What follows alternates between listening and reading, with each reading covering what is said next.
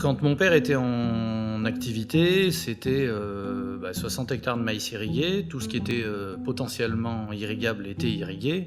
Donc dans les années 80, 90, voire début 2000, ça marchait encore parce que les sols n'étaient pas encore trop pauvres en matière organique et en éléments et n'avaient pas trop souffert, sauf que la monoculture maïs a flingué nos sols petit à petit.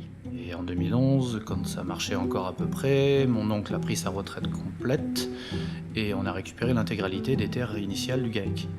La crise du lait est passée par là, ça a plombé toute la trésorerie. Financièrement, c'était très très compliqué. On s'est même posé la question d'arrêter l'exploitation complètement. Et puis l'été 2013, quand notre fils nous a dit « J'aimerais bien qu'on parte en vacances », ça faisait 2 ans qu'on n'était pas parti. C'est bon, on arrête. On peut plus.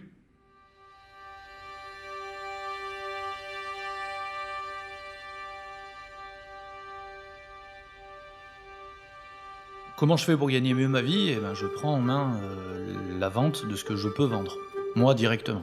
Donc l'idée c'était de faire de la vente directe. Et d'une exploitation où il y avait 3 cultures en 2005, on en est à une quinzaine différentes en 2022. Mais plus rien en monoculture, c'est-à-dire qu'il n'y a jamais 2 cultures identiques qui se suivent sur les mêmes parcelles. Ça a différents objectifs, c'est-à-dire qu'on refait plusieurs cultures, donc techniquement et pour nos sols c'est beaucoup plus intéressant. Ça permet aussi, parce qu'on fait de la vente directe, de ne pas pousser nos cultures à faire beaucoup de rendement, puisqu'on fait de la valorisation sur ces terrains-là. Là, tu vois, une année de sécheresse, tant pis, on n'arrosera pas les blés tendres, et puis si on fait que 4 tonnes à l'hectare, on fait que 4 tonnes à l'hectare, et c'est comme ça. Quand je fais le bilan un peu de ma saison, des fois je me dis, est-ce que je me suis pas planté sur mon semis de petite épeautre ? Est-ce que j'ai pas planté un peu trop d'arbres cette année, que j'aurais pas le temps d'arroser, de mettre un peu d'eau à chaque fois ? Est-ce que, voilà. En même temps, jusque-là, on arrive à tout faire quand même, donc je me dis que les choix que je fais sont importants. J'ai des gens qui commencent à se tourner vers nous en se disant « T'as planté ça, et pourquoi t'as fait comme ça ? Et quelle démarche t'as fait pour arriver à décider de planter là, planter telle espèce, à telle densité ?» Mais après, ce réseau-là, ou de gens qui réfléchissent comme nous, qui se posent les mêmes questions, c'est important de les avoir pour justement échanger là-dessus.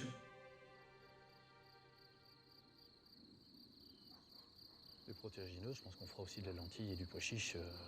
Même pour tes rotations, ça peut être super Ah oui, mais intéressant. justement, c'est pour ça que tout s'englobe super bien. Je veux dire, la prairie qu'on est là, elle reste à une prairie. J'ai besoin de l'élevage pour valoriser ces parcelles-là. Et cet élevage va me valoriser d'autres parcelles parce qu'on va faire du métail. Enfin, on fait que des cycles sur l'exploitation. Donc, de temps en temps, on en exporte pour arriver à rentrer un peu d'argent là-dedans, dans tout ça. Mais l'idée, c'est de rester un maximum autonome et on y arrive. Ah, c'est un cercle vertueux, ton exploitation. Puis à mon sens, du coup, c'est le plus durable.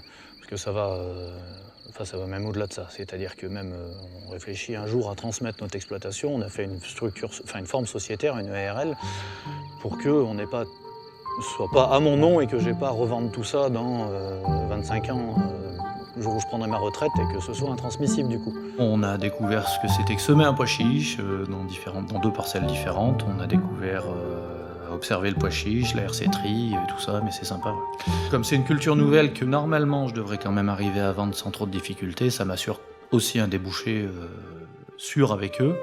Benoît et Manu, ça fait partie du réseau qu'on a besoin de se construire. Dans l'idée de faire un jour de la lentille, je sais qu'ils pourront aussi m'accompagner. On en fera peut-être plus pareil pour eux, un peu pour moi, et puis voilà. Ça vaut le coup, je suis de plus en plus fier des choix que j'ai faits parce que c'était pas forcément simple. Je suis dans un environnement où je suis bien, ma femme comprend tout à fait et on est même fiers, mes enfants je pense qu'ils comprennent. Donc pourvu que ça dure, et puis l'évolution n'est pas finie encore.